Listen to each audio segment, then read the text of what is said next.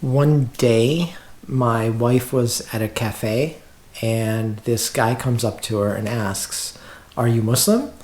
And my wife's like, yeah. And then he asks, "Are you one of the good ones or one of the bad ones?" And she's thinking to herself, "Oh, this is not going to end well." And what made it worse is I'd just gotten up and I'd left her alone.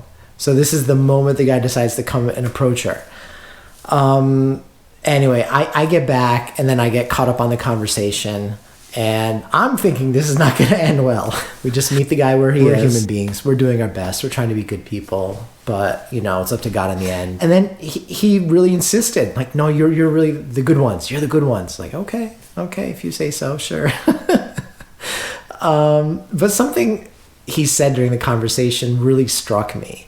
He noticed that despite wearing the headscarf, my wife was wearing very American clothing. And that made him feel more comfortable. And it caught my attention.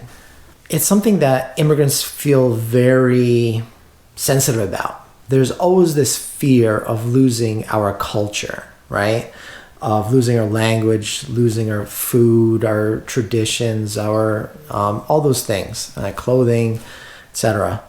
So I'm used to this idea of immigrants feeling insecure in the face of the dominant culture, right? But this idea that someone from the dominant culture would also feel this sense of insecurity when faced with somebody wearing a different type of clothing other than his own, it caught me off guard. And it got me thinking, and then I realized we're all reacting to this fear. Immigrants are afraid of who they are, right? And they're those who come after them losing who they are. But it turns out the same thing is happening with the dominant culture. There's this fear that the culture is changing, that they're losing the essence of who they are. And when people do dress differently, that threatens them. And here we are, just reacting to one another, fearing each other, getting angry at each other. And I think it's important we reflect on this.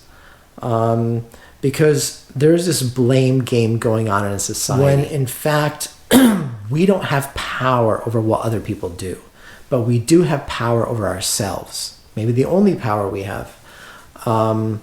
And if we really look inside, we're going to find that there are some problems within us. We're going to find a lot of fear within us, and we need to have that conversation around that fear. I do see that as the way out of this situation that we've kind of dug ourselves into, this hole we dug ourselves into, more so than blaming others that we have no control over. And I think it leads to this empathy and this understanding for one another, and I think that is a way forward. I think that's a way out, and I'm curious to hear what you think. Let me know. Thank you very much.